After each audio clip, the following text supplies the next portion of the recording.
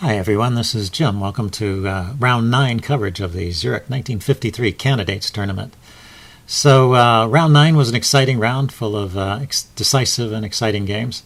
There was a bit of a lull between Round 8 and Round 9, a break rather, while the tournament changed locations. The first 8 rounds were played in Neuhausen, Germany, and then Round 9 was played in Zurich, where the rest of the tournament was played out. So the players got a bit of a break, and looks like they came back refreshed.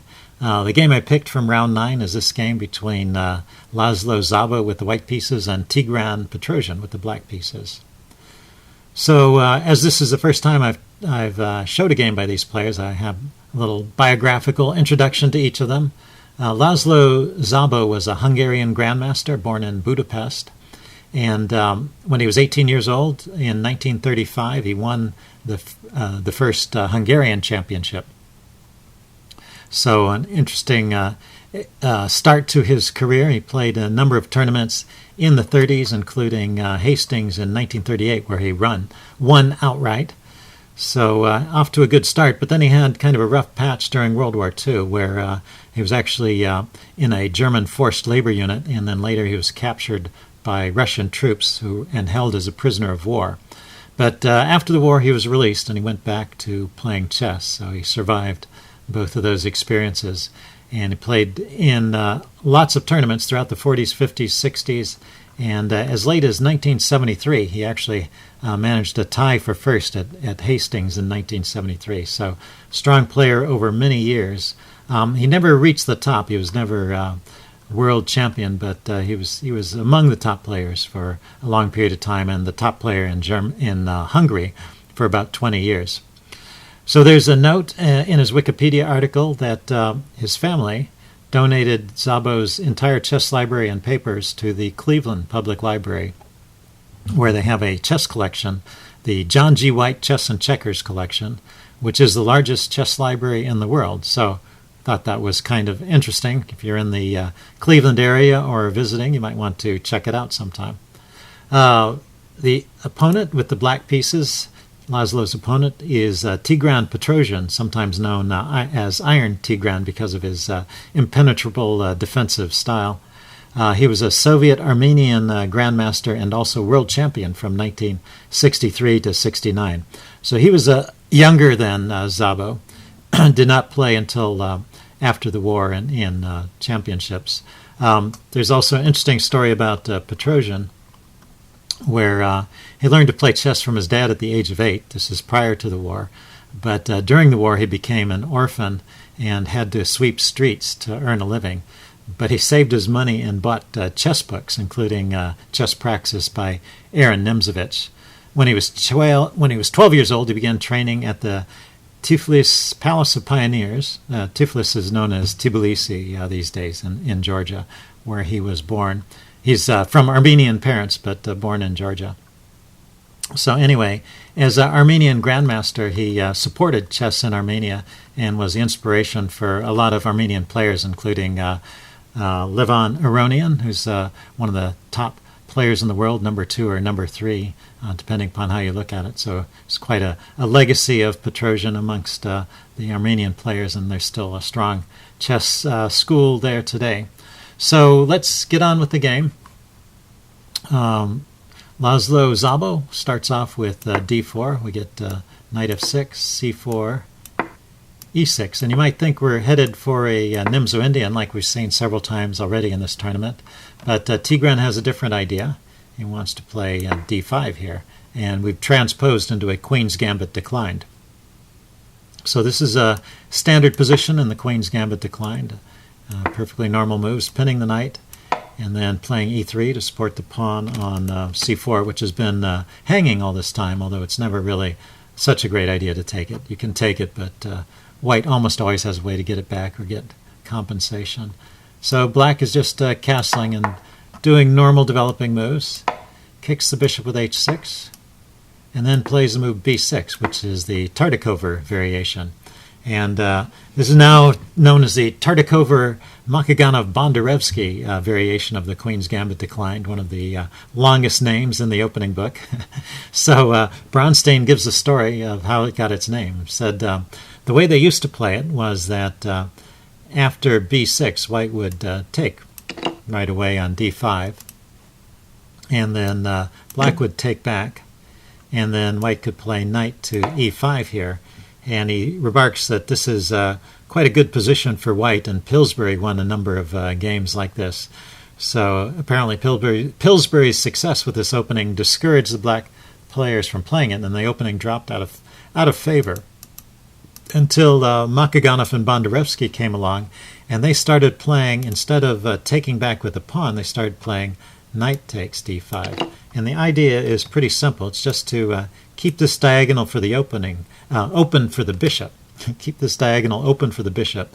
So the knight is here, and it can move away, and this diagonal doesn't get clogged up with a pawn. Although white can still play like this, trying to interrupt black's plans. He can take there and take here, and that does force a pawn forward. But to do that, to force a pawn onto this square and block in the light-squared bishop, he also had to surrender 2 minor pieces. And with the reduced force, black actually has a comfortable position here. He can find, there's enough space for him to find occupation for his remaining pieces and decent squares. And the bishop has a diagonal to come out on now that appears to have some good squares on it. So this is an okay way to play, and white players have been trying different things at this point. After b6, Laszlo plays the move bishop d3, which is a second choice in my opening book. Bishop e2 is the top choice. But bishop d3, a very reasonable move. And bishop b7, and now castles. And knight bd7. So black does not want to block the view of the bishop with the knight, so he develops to d7 here. And also supporting a push to c5 later, as we'll see. So white goes rook c1. Right here, queen c4 is a slightly more common move. Queen e2, rather. Queen e2 is a slightly more common move. I don't know if the defense of the pawn on c4 is so important. Maybe the idea is to support the push of e4. I think that's what white might like to build up to. And black can try and stop it by placing a knight right here on e4, which also unleashes an attack on the bishop. But this is okay. White takes, and queen takes is the move. If he tries this trick knight c3, counterattacking the queen and hoping to take the queen with check, in this case white can just take with the pawn, and this is a decent position for white. He has a lot of central influence here with the doubled c-pawns, so these are not particularly weak in this case. So that position is fine for white, and that's how it might be played. But rook c1 is trying to take the game in a slightly different direction. This is also in the opening book, just not the top choice. And now c5 is played here.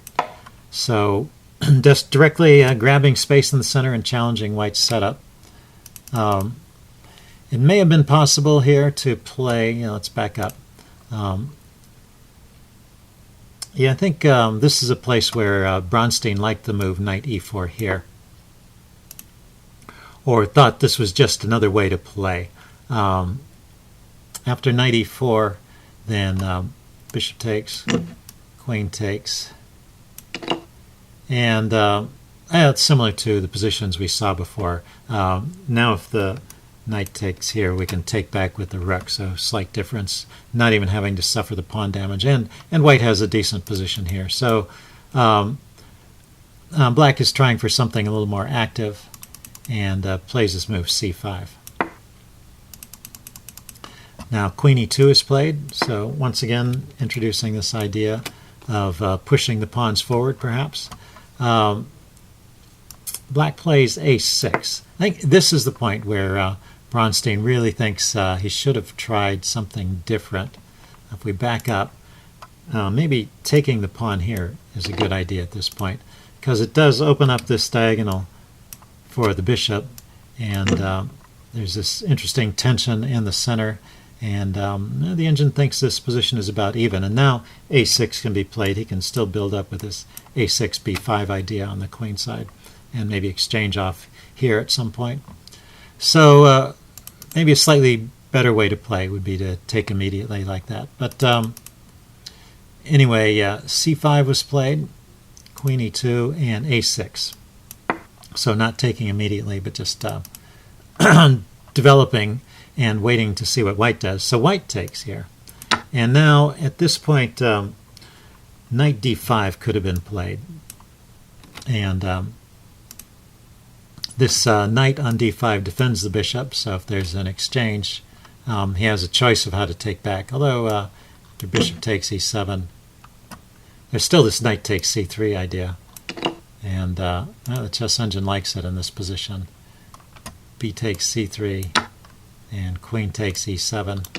Maybe because there's a little more, you've got this nice open diagonal for the bishop, and there's a little more tension in the center. So this position is okay for black. So instead of taking with the knight, Petrosian took back with the pawn. It's always tempting to take back with the pawn. I was talking about the downside of having this pawn in the center here blocking the bishop. But the positive side of having the pawn in the center is it does exert influence on these squares and slows down white's plan for advancing. So the engine thinks this is a decent way to play. But what happens here after d takes c5, b takes c5? We get a formation known as the hanging pawns. And these can be a problem. They can become weak in the long run because it's easy for white to organize an attack against them. And he starts doing it with the rook fd1. And notice they're called hanging pawns because they don't have any means of support. There's no pawn on the b file or on the e file to support them. So those missing pawns mean that these pawns are just sort of hanging there in midair. Anyway, rook e8 just developing, and now bishop to c2. The idea with this is white's got this typical maneuver in mind, getting the bishop so it's no longer blocking the rook, and then also putting the bishop on a square where it's undermining these pawns. And black tries to get some activity with his queen, going after the pawn here, and now bishop to b3. And now this pawn is under attack. The bishop, knight, and rook are attacking it, and just the queen and the just the bishop and the knight are defending it, so it's in trouble. And the move c4 was chosen to defend it. And now the bishop goes to a4, pinning the knight, and bishop c6 is played, unpinning. So right here is where Bronstein sort of changes his tune and starts criticizing white's play. What white does is exchange, which is not a bad move, but it's part of a plan which doesn't quite work out. So what Bronstein was recommending is just dropping the bishop back. Now that you've created this bishop as a target here, and then if black tries to create some pressure on the b file, you can throw in this move knight to d4, hitting the bishop, so the queen is no longer able to take here and lose a piece. And then after the bishop drops back, place the rook here. And he thinks, well, white's got a lot of influence. He's successfully blockaded these pawns, and he's got some pressure along this diagonal, and he's got a good diagonal here if he can take advantage of it. Unfortunately, he can't put his queen on those squares because the black pawns are controlling him, but anyway, he likes this position for white. Instead, Laszlo played the move bishop takes c6 instead of retreating the bishop and trying to reroute it. So this is okay. Queen takes b6, still edge for white, but it's the next move that was part of the same plan. He was exchanging off that piece so he could play the move b3 here and try and go after these weakened hanging pawns. So it's a very consistent plan, consistent with what he's played before, but it does create some weaknesses. These dark squares now are available for occupation by the bishop, which was otherwise having some trouble developing, and he's created some weaknesses over here and also weakened the knight, which is no longer securely supported by a pawn as it was previously. So on the other hand, it does have the logic of going after these weakened hanging pawns. So pros and cons, but but Bronstein is of the opinion that he gave up more than he got with that transaction. So Tigran continues with rook a to c8. He needs to support these pawns. And now knight to a4. This move may have been a mistake because after queen b5, the knight has nothing better to do than to come back. Oh, maybe his idea was to induce a queen move, but just to show you why the knight came back. If there's actually a threat in this position where the black is threatening to take, and white's queen is unprotected. So, for example, if white does a nothing move like h3, then c takes b3, and now the queen is hanging. White has to do something about that, so he takes and takes back, and now the knight is hanging, and so white has to do something about that or lose the knight. So if the knight goes here, then pawn takes, or just b2. Yeah, this is just bad news. He's picked up a pawn, but also he's threatening to win a piece here or queen. So so black is in excellent shape here, just winning. So there is a big threat here if c takes b3. So just dropping the knight back to c3, hitting the queen and forcing it off of this diagonal is how it was dealt with. And then the queen went to a5. So a bit of a dance there, I guess. Still okay position for still an okay position for white, but maybe getting a little bit trickier to play. So white continues with this exchange. Bishop takes, knight takes, and then he grabs the pawn. B takes c4. So this was the idea, just getting rid of these pieces and trying to win the pawn. Takes back, and now he's got this isolated pawn. He's going to try and concentrate his forces against it. Still, white's in pretty good shape here. He's got the material is even. He's got this nice pawn chain here over his king. One thing to watch out for, though, is the king has no Luft, as they say. There's no escape squares for the king, so there are potential back rank problems here, and this becomes a theme pretty soon. Right here is where Bronstein thinks that the move rook d4 should be played. Now, what is played here is knight d2, just continuing the plan of going after the pawn. Rook d4 is interesting. It's going after the pawn in a different way, but it may have been avoided because it allows some simplifications. After rook d4, bishop to b4 can be played, threatening to win the knight, and then that rook c4 takes the pawn and defends the knight, so he does win the pawn.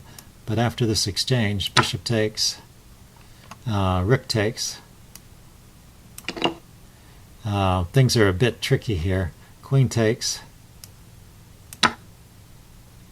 and rook takes, and rook takes. So it all settles off with two rooks versus a queen and a pawn. And basically, the engine thinks white is good here, but well, he needs to play g3 immediately, so otherwise he's getting checkmated. And but materially, it's two rooks versus a queen and a pawn, and it's just hard to find winning chances here. So I think it's a way to play, but basically, it's at that point you're sort of playing for a draw rather than playing for a win. So so Laszlo is trying to win this pawn and keep enough material force on the board to have a winning game. So he plays the move knight d2. And black just puts more pressure here on the c-file with rook c6, and white grabs the pawn. So he succeeded in what he wanted to do. He got the pawn, and so he's up material. But queen c7 is a strong move. Now you see somehow Laszlo has kind of fallen into the grip of Iron Tigran. See, from this point forward, Bronstein doesn't really find anything to criticize in Tigran's play. He's spotted this weakness, which is the knights lined up on the c-file are a little bit difficult to defend, and he's also spotted that behind the knights is a potentially weak back row for the king. And so watch how he takes advantage of it. Knight to a4, just getting the back knight out of the way, and now this knight is defended. But rook c8, just increasing the pressure yet again. And now rook to d4, defending it from the side. So holding on for dear life. And knight to e8. So this is a pretty clever move, this knight to e8 move. Basically the idea is the knight can come into this square and attack the pinned piece. But more than that, it also frees up the square f6 for the bishop to get on this diagonal and start harassing the rook. The rook can be chased away from defense. That's another way to win the piece. So it's hard to meet all of these threats. And Laszlo, in pressure, makes a losing move here. But, well, it's difficult to find a move that actually works. The chess engine thinks that black can hold on. I mean, white can hold on with the move queen to d1. So let's check out this variation. So after queen to d1, there's knight to d6 going after the pinned knight, and now knight a to b6, attacking the rook on c8 and also defending the knight. But now there's a tactical sequence. Black can take the knight, and after knight takes back, black can take on c1. And if queen takes, this is just losing because rook takes is checkmate. So knight takes is played, and then the queen takes back. And in this position, it's a queen and a rook versus a queen, bishop, and knight. And so white basically has a rook and a pawn for a bishop and a knight. And this is an advantage to the side with the pieces. So there's an advantage to black here, but it's not game over. So if Laszlo had seen this variation, he might have decided against playing it because he thought he would be worse here. But the move he chose to play actually just loses. And so it may have been time pressure as well. So let's get back to that position. Rook here, rook to d4, defending, knight to e8. Yeah, it was in this position here. He played the move e4, planning to meet bishop to f6 with the move e5. But that just doesn't work. And if you want to have a bit of a tactical exercise, you might want to try and imagine that sequence, bishop to f6 and e5, and why is that not an adequate defense? Okay, I'm going to put the moves on the board. So bishop to f6 was played and e5 was played, and he can just take it. It's just not possible to take that bishop because of the pin here. So even if you were to take with the queen, for example, it's just going to be queen takes, and if he takes back with the knight, then it's just checkmate on the back rank. So the back rank weakness is really killing white here, and that's the combination of that pin on the the pin on the attack on the c file of the loose knights, and then the back rank threat. Those combination of threats were too much to meet here. So e5, bishop takes, rook e4 was played. Maybe this is what he calculated. He thought he could get another piece on the bishop and win this way. But now just knight f6, hitting the rook, knight a to b6, counterattacking the rook and defending the knight. So it's still complicated. Rook takes b6, once again this trick. And after rook takes e5, he grabs the bishop here, trying to stay even with material. There's rook takes, rook to c6 here, just getting back in line and reestablishing this pin, and now there's no way to save the knight. If the squares are all guarded, right? The knight is guarding that square, so the rook can't get back and defend the knight. So rook to e7 was played, counterattacking the queen, but just rook takes c4 here, and taking the queen doesn't work because after rook takes c4, there is rook takes c1 check, and rook takes, and then this rook comes in with check. And after the queen blocks and the rook takes it, black is a piece up. He's left with this knight, and so he's just winning. So even winning the queen doesn't help here. So rook takes c4, played rook to e1, just getting the rook out of there, and but he's down a piece now. They play on for a few more moves, but there's not much going on here. It's just a matter of exchanging off the pieces and then winning with the extra piece here. And at this point, move 39, white resigned. So this was a nice victory for Tigran. It showed some of his qualities. He successfully defended in the early part of the game when his position was slightly worse, and then when his opponent trying to crack his defenses slipped up and made a mistake, then Tigran was able to turn the tables, get pressure on the c-file, and win the game. So after 9 rounds, in the lead is Sammy Reshevsky at 6.5 points, followed by Vasily Smyslov at 6 points. And at 5.5 we have Max Hervé, and at 5 points we have Paul Keres. So those are the leaders of the tournament after 9 rounds. Stay tuned. I'll be bringing you coverage from round 10. See you then. Bye.